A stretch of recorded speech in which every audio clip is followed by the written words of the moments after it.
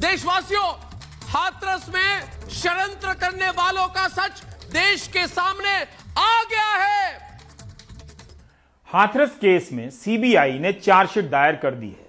इस चार्जशीट में पीड़िता के साथ बलात्कार और हत्या की बात मानी गई है। इस चार्जशीट से यह बात स्पष्ट हो चुकी है कि सीबीआई के पास क्रेडिबल साइंटिफिक एविडेंस हैं, गवाह हैं कि यह गैंगरेप था और बहुत ही ब्रूटली मर्डर किया गया था।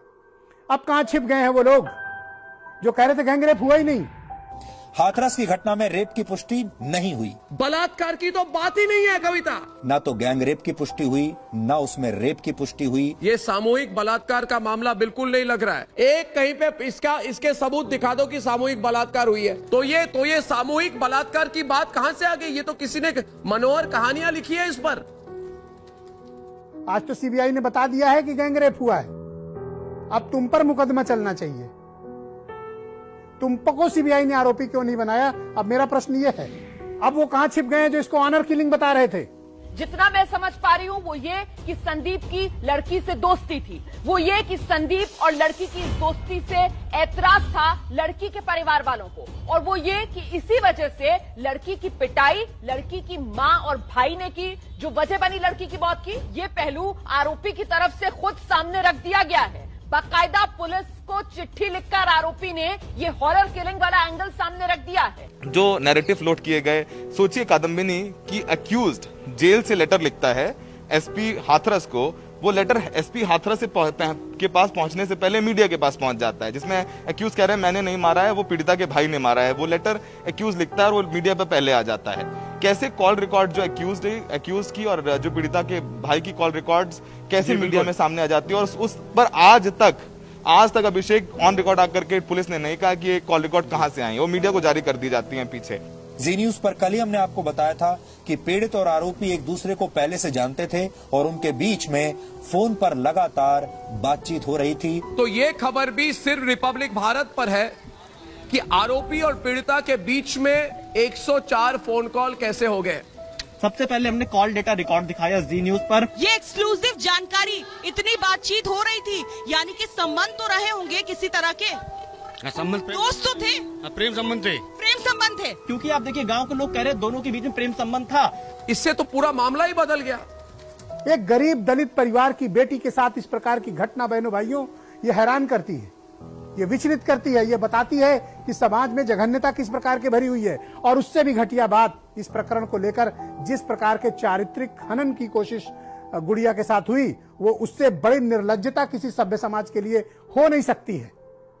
किसी सिविल सोसाइटी के लिए ऐसी निर्लज्जता भरा घटनाक्रम हो नहीं सकता कि हमने पीड़िता को विक्टिम शेम की कोशिश की, हमने उनके परिवार को अपमानित करने का प्रयास किया। परिवार को तो भड़काया गया, फिर उस एजेंडे को आगे बढ़ाया गया। वहां फोन करके पीड़ित परिवार को सिखाया जा रहा था कि आपको क्या कहना है।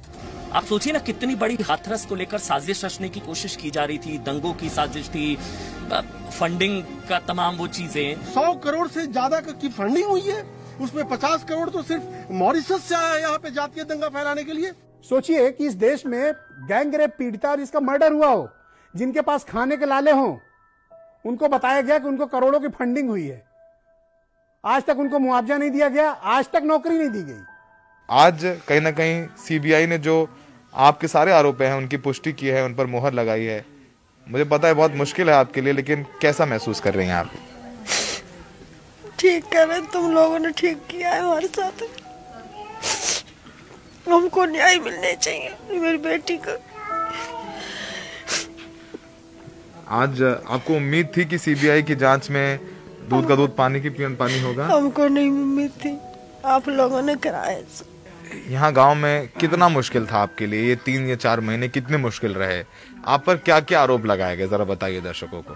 सर हमें तो क्या कहते हैं, आरोप का हमारे बेटों को ही उल्टा फंसाने की कोशिश करी गई इन लोगों ने।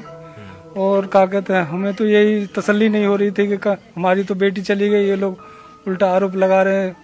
और आसपास के गांव जो हैं उल्टा सीधा बोल रहे हैं कि ये तो मतलब झूठा केस है। तमाम नैरेटिव बनाने की कोशिश की गई, लेकिन सीबीआई की चार्जशीट में ऐसा लग रहा है कि कहीं ना कहीं इंसाफ होते दिख रहा है। जो चारों आरोपी हैं इस पूरे मामले में, सीबीआई ने उनको गैंग रेप और मर्डर का दोषी पाया है। और हाथरस मामले में झूठ फैलाने और काल्पनिक खबरों पर रिपोर्ट तैयार करने वाले ऐसे पत्रकारों को ये बात अच्छी बिल्कुल नहीं लगेगी।